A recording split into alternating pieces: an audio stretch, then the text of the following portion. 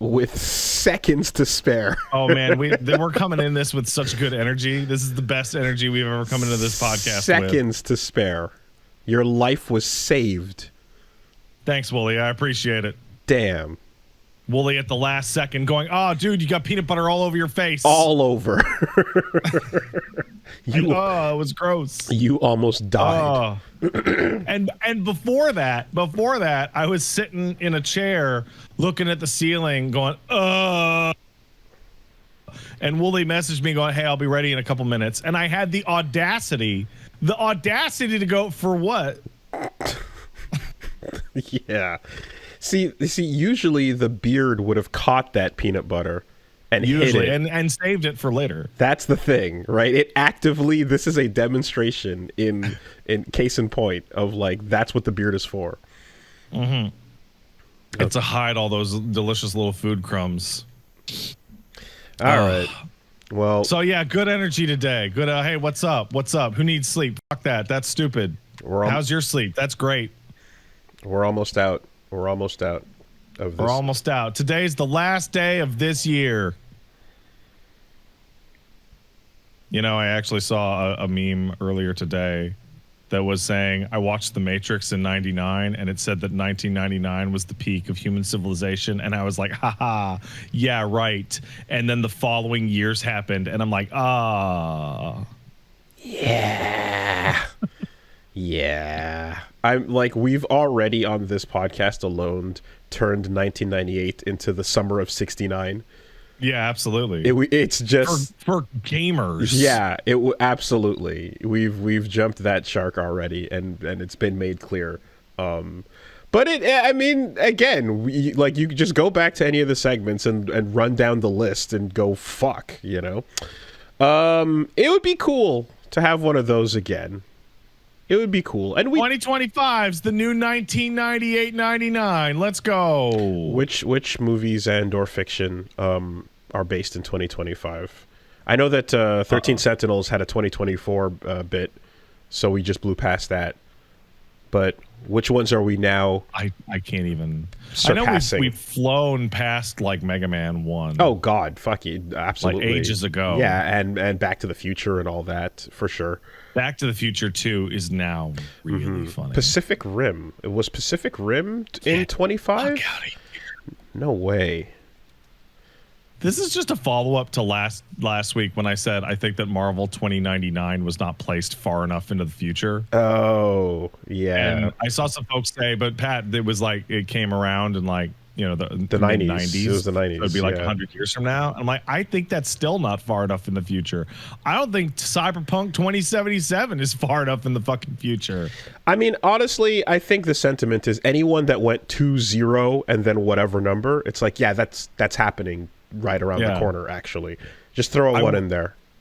I will say, much beloved to my heart, Star Trek, in an episode released in like fucking 89, fucking shot for the goddamn moon and said that Ireland is going to reunify in 2024. Jesus Christ. So we got about fucking minutes, 12 hours, no less, like 6 hours. Oh my God. Before Data looks like a stupid idiot. Yeah, I think the if you set it in 2.0 at 20xdx, but you end up with a kind of like loopery sort of shit future, then you're fine. Right, as long as Looper was like really the best, really believable, the best. Just like, hey, it looks like the world you live in, but that car is recycling its own fumes into its gas tank, and everything is just kind of more garbage. I am being informed that the tabletop of Cyberpunk takes place in 2020. Oof. Okay. Yeah. Yeah. So I guess CD Projekt agreed with me, and they were like, they should have fucking called that game should have been called Cyberpunk 2021. Okay, so like even again, throwing the 0 in there is setting you up for failure. But I do have to say, if you think about the way it felt back then, 24 years ago, right?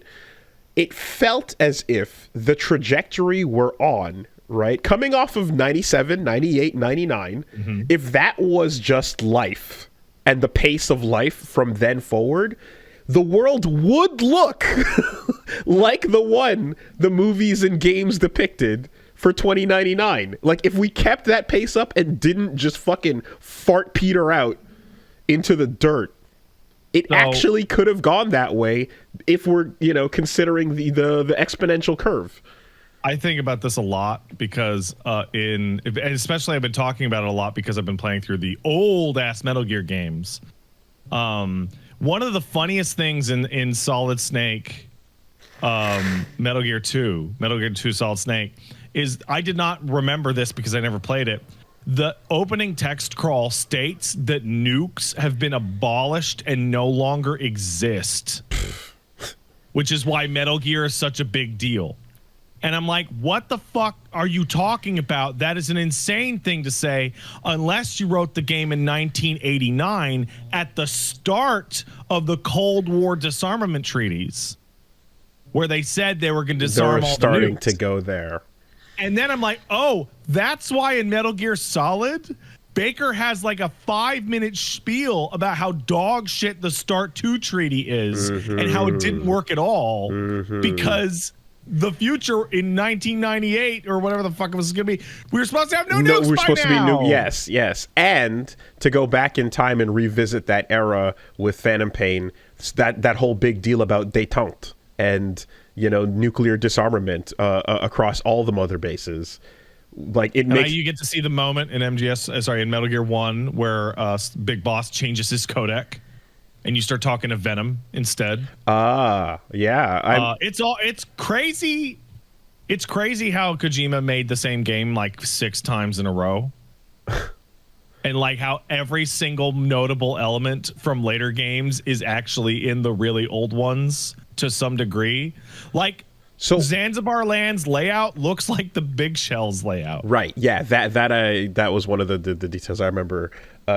There's a moment where you actually can see a Venom switch. Big Boss to Venom. Yep. About the 70% mark, you go from 140.85, and he goes, "I'm switching frequencies," and you start calling 140.13.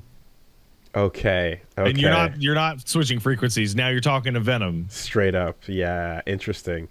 No, but that secret ending that never happened, like that makes a lot more sense now for sure.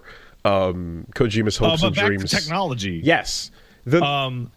Like when we grew up, we went from no video games to tons of video games. We went from no internet to holy shit, the internet's going to change the whole world. We went from all practical effects to now you can use computers to make movies. And then in 2007, when we were just out of like high school, hey, did you know you have a fucking tricorder in your hand? You have a computer that could power the whole world in your fucking phone, and it makes oh my god, like like technology seemed genuinely expositional. Yeah, no, and this is peak boomer casting right now. Like, make no mistake. Yeah, but it's New Year, so we get to boomer cast. We certainly do. But like it there is something really profoundly strange about even now. Going from no internet into it existing and then into social media. But like the pre-social media internet was like.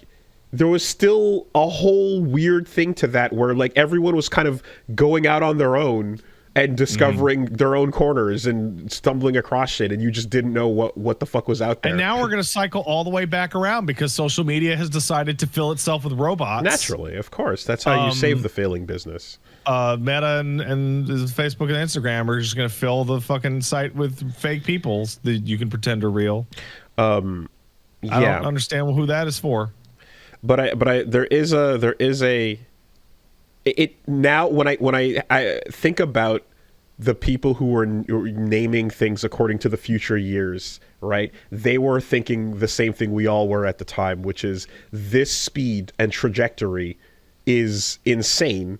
And also, I mean, our parents' generation too. You're talking about like going from like no refrigerator. Whoa. color TV. Like the moment you can go back and see the times where it's like, hey, look, there's color now all of a sudden, right? And the moments that channels kind of switched over and stuff. So yeah, the trajectory was so insanely fast that you're like, if it just keeps going at this speed, we will be in these skyscrapers and surfing on laser boards and shit. Anyway, I think... To someone asking in the chat, I am not a Gen Xer. I was born in 86. That puts me as an old millennial. Thank you. I do not want to count myself part of that Gen X. No, thank you. Yeah, obviously when we say boomer, we're talking about the meme online boomer term. Also, boomer means baby boomer. It doesn't mean Gen X, though Gen X are boomer now. Okay, there are people that are under the impression or mistakenly thinking that boomer does not mean that, or it's it's a joke, boomer right? Just means old people. Boomer means you don't understand what the phantom tax is. Yes. Okay. All right. Skibbity Riz, Ohio, children. The greatest. That's bad. The greatest Skibbity generation. No, yeah.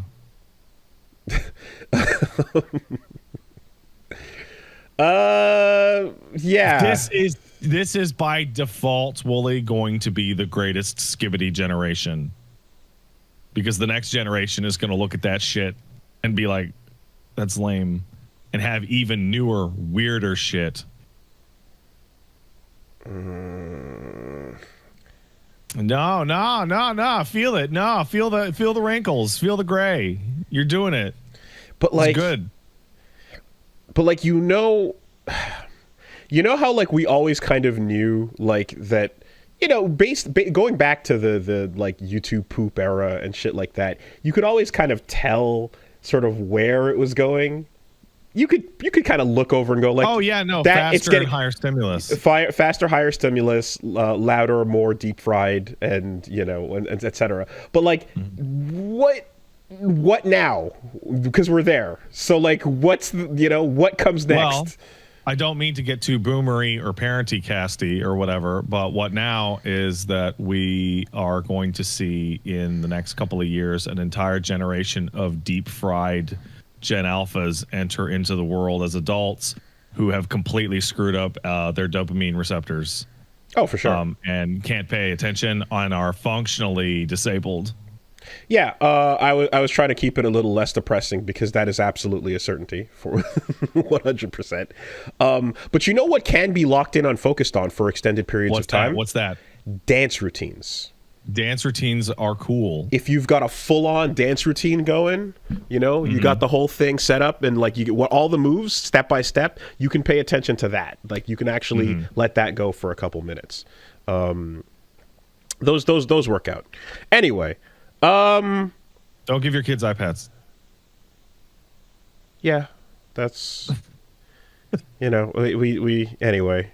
Just don't do it. Yeah, it's just I remember like every time it comes up, then there's the like, hey, but you don't know, and then it's like, yes, no, not everybody has we get the struggles and it's difficult and it's sometimes and yes and so on, but it's also just the outcomes are bad. So I don't know. Just let the kids stare at the wall.